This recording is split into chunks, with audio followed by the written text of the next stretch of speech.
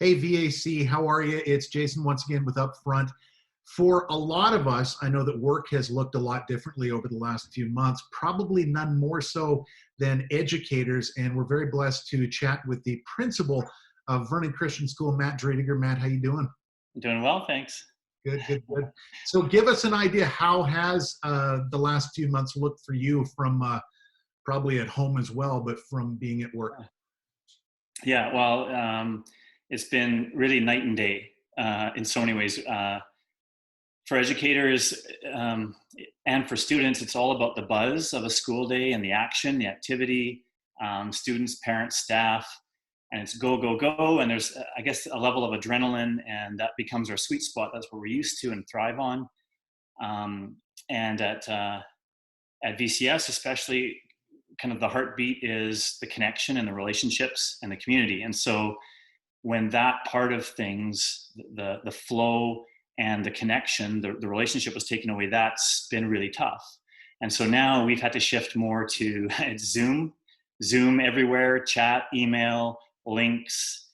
My world is full of memos and bulletins and the latest guidelines and protocols and how to communicate that. And so a huge difference, obviously, that we're adjusting to, and at the same time, a lot of consistency. So I think one of the things that's cool is we've had to stop and say what's most critical, and it's still all about our mission, right? It's all about our calling, and so having to reimagine parts of that and maintain the core that we're equipping students for discipleship through excellent education and in a Christ-centered community. And what do those look like now in this context? So it's sort of a paradox, sticking with what's consistent in our core, but at the same time, every day I'm sitting here often in the quiet of my home working, rather than the laughter and the hallways buzzing, right? So really the key is adapting, finding ways to. yeah, yeah, Okay. absolutely. Based on the feedback of what you've been hearing, how are families at VCS, how are they coping? How are they managing? It's a whole range, right?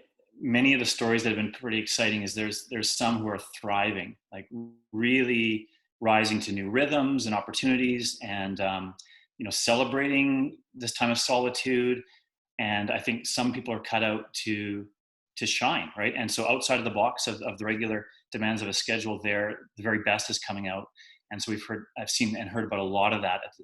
On the other hand, some are really vulnerable, and some not just in terms of learning, which is definitely the case, but also just all of the unknowns of what's going on. And so for some, schedule and the demands, the technology and the format. For some families, definitely finances is a major concern, right? It's a significant investment, right, to come to the Christian school. And if there's been a huge disruption, that's causing a lot of angst.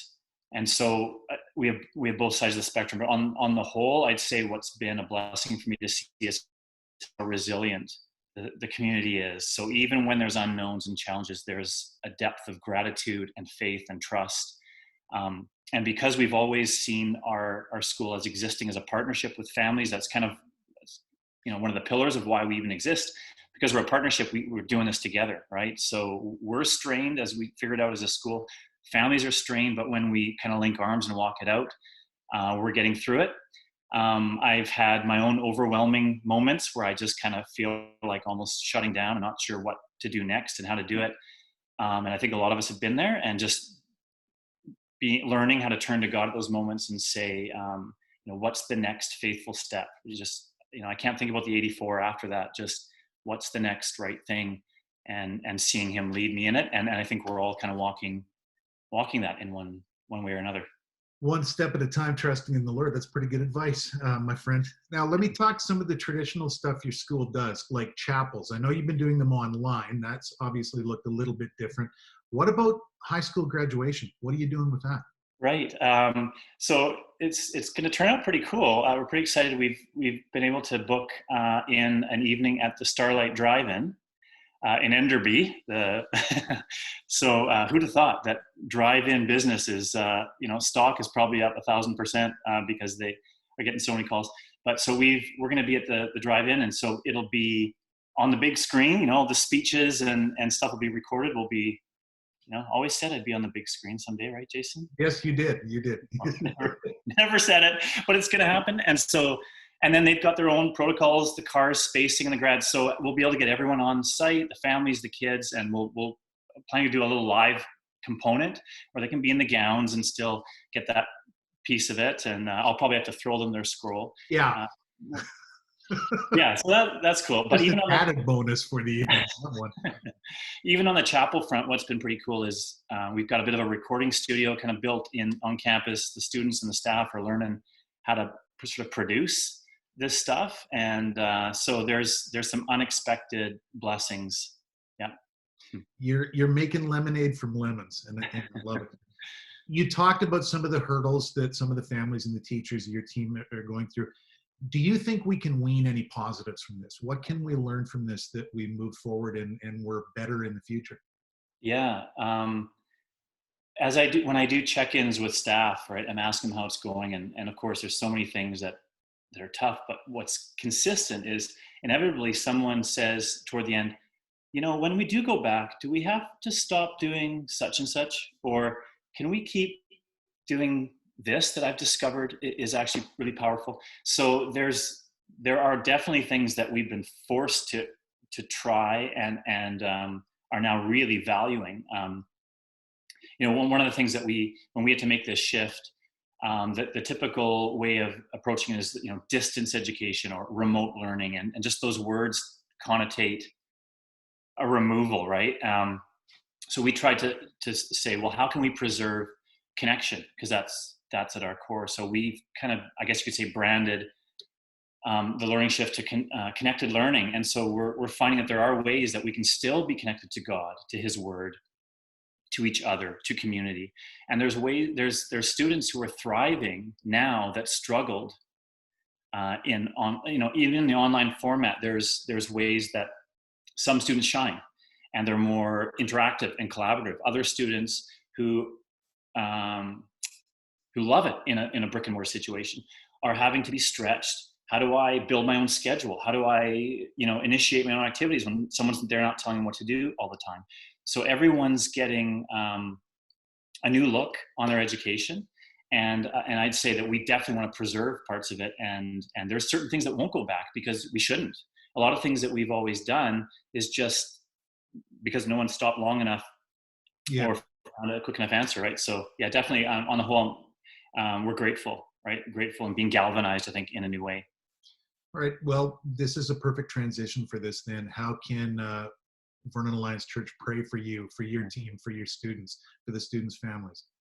Yeah, there's lots to pray for our community, and not just for us. I think of all teachers and students across the province. We're all, kind of walking this through together. I think the biggest prayer request would be for those who are most vulnerable and at risk. They're not, the supports and the stability that they depend on at school through staff and peers and other outside supports is not as available. And so those students are struggling, and their families are struggling with how to support them. Pray for staff. We're about, for June 1st, we're about to make another shift, right? The province has announced part-time return to campus, and we're excited because there's no substitute for being together. But it comes with a whole onslaught, right, of preparations, right? And so pray for staff as we make that shift, that they'll have the endurance and the strength. Most of all, I think for our whole community, whether that be the parents that are ready to have their kids back in school, pray for them too. But all of us, that we would cling to Christ, right? Just hold on to Him, His presence, His promises, and know that He's walking with us. And so if we can have that sense, especially at those sort of meltdown moments, if we cling to Him, and He's faithful. And so, yeah, the more prayer, the better. Well, June 1st is coming up fast, and you've got a lot to do. So we just let you go. But first of all, I want to thank you so much. I want to thank your team. And you mentioned it as well, public schools across the province, for everything you're doing, for taking good care of us during this time. Thank you, Matt. Thanks so much, Jason. Yeah, you bet. And How do we stop recording? There we go. I think I got it. Yes, got it. Sweet. I think we got it, man. Good. Yeah, I think felt like it to me. Unless in hindsight, I'll always think, oh, Yeah. should have this, should have that. But okay. I mean, I think hopefully did that kind of capture what you were kind of. It felt good. It was perfect. It was exactly. No, you added a lot in there, which was great. And Okay. we go editing and. Okay, cool. I think we're good to go. Okay. Thanks, Jason. What? Oh, you want to check it? What? You want to check no, it? I'll check it out. Okay, we'll check. We'll check it after. If I got any problems, you watch for another invite. You bet. Thanks, Okay. Matt. Thanks, Jason. Take care. Bye-bye. See you guys. We'll log off here. Oh, you're still recording. Oh, okay.